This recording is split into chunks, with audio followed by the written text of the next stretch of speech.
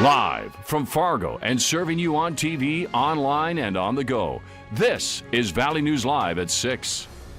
A controversial North Dakota ballot measure has been removed by the state Supreme Court. Just last month, the group collected enough signatures for measure number 3 to ask voters in November to amend the state constitution. As Valley News Team's Joshua Pagero explains, a lawsuit was filed after we reported on several complaints alleging the group behind Measure 3 was using dishonest tactics.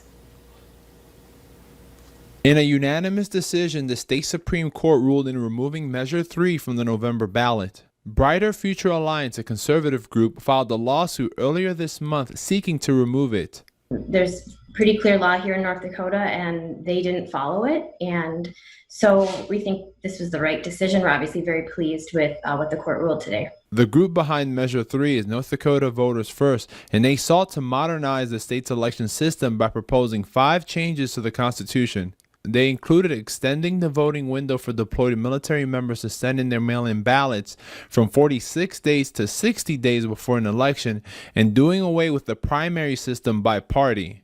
As we reported in June, the Secretary of State received complaints that petitioners were being dishonest in collecting signatures. Not say that there's anything deceptive happening at all on our side.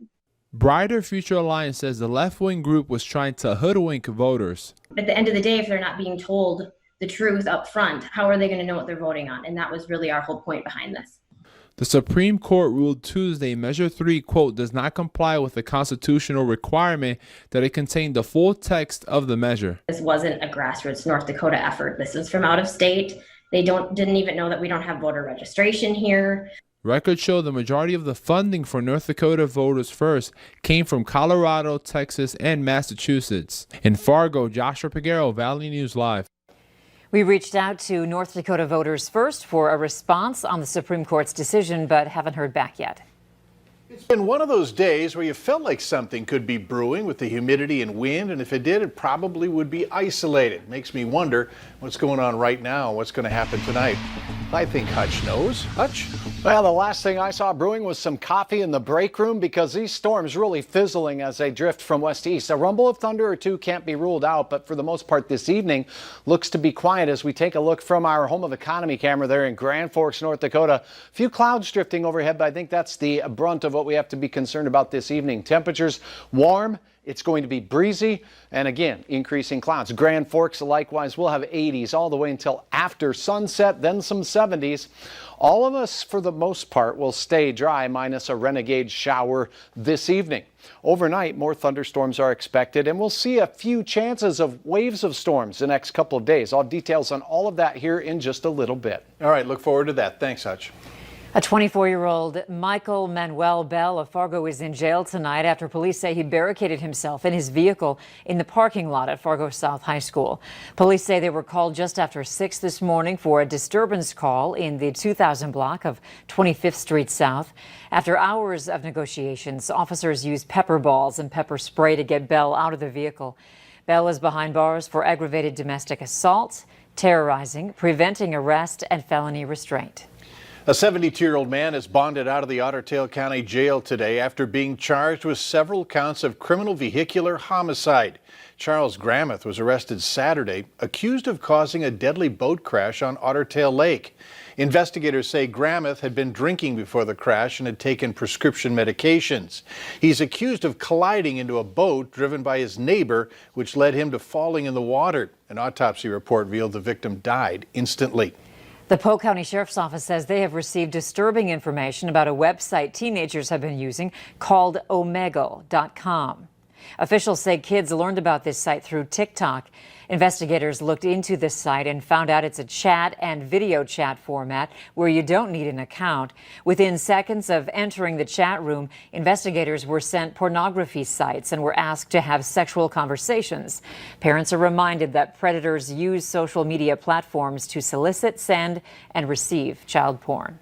Put Grand Forks County at the top of the list for the most cases of COVID-19 reported in one county for one day. That number that serviced was 110. University of North Dakota is a big reason where the number of cases on campus continues to climb, currently at over 230 positive cases. We'll have much more on these climbing cases in the county tonight on Valley News Live 10 at 10.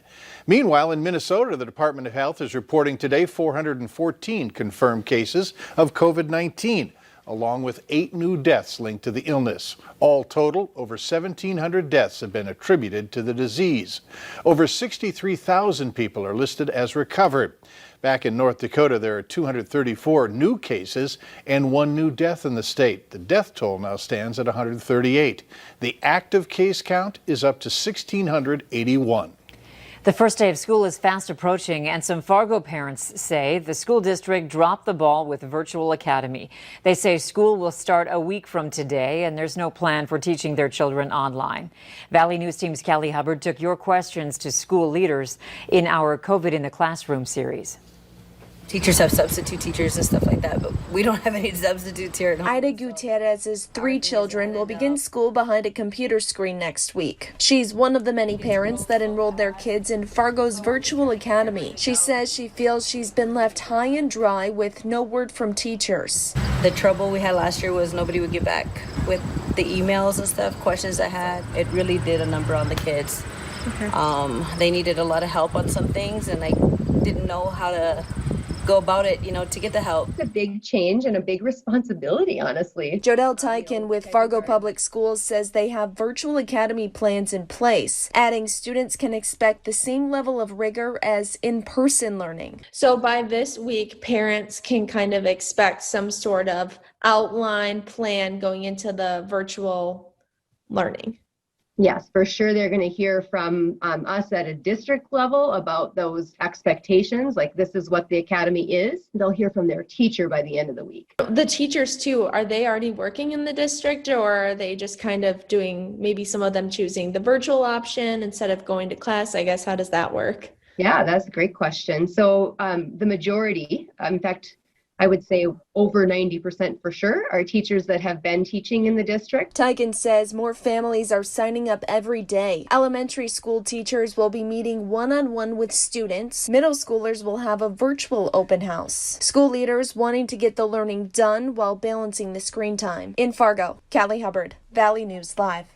Fargo Public Schools says the deadline for Virtual Academy is September 2nd. Signs are being stolen from a nearby town, what police are saying about it, and what you need to know. That's coming up later on Valley News Live at 6. A quick look at a great photo uploaded. Look at all these combines getting the work done up there near the international border. Rick, thanks for your photo. Sizzling heat to the west, storms in the forecast, and signs of change. I'll have all the details in your forecast here in a moment.